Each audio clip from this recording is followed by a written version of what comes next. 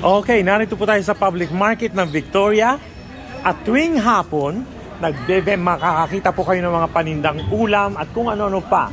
Okay, at mga chichirya. Okay, narito po sila, ha? Ayan, ang mga paninda nila. Sabi mo, nangunguna si Kagawad Elsa. Nangunguna si Kagawad Elsa. Ang pagtitinda. Ayan, marami siya. Yung itlog, anong tawag dyan? Abnoy. Abnoy. Balot. Ayan, abnoy. Masarap yan. At narito naman yung mga kinulob na itik at inadobo, ginataan, kung ano-ano pa.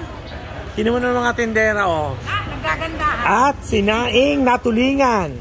Nakita mo naman.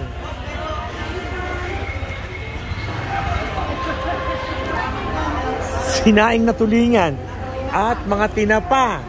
Ayan, ha. At mga atsara.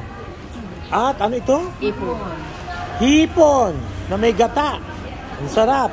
Ito, ganun din.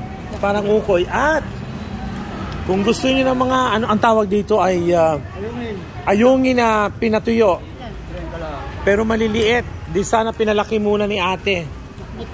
Napakasarap nitong ginataan na hipon. Naku, Diyos me. Kailangan pumunta at mga sariwang itlog ng itik. Mura lang dito pagkakabili. At ang pulang itlog, bagong-bago at mainit-init pa. At mga tinapa.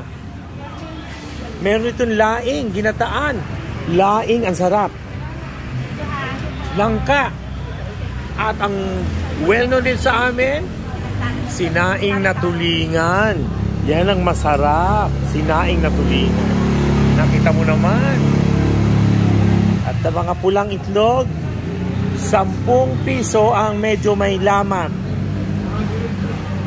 13 naman ang oversize. Ay, ano ba yan? Salang. Yun.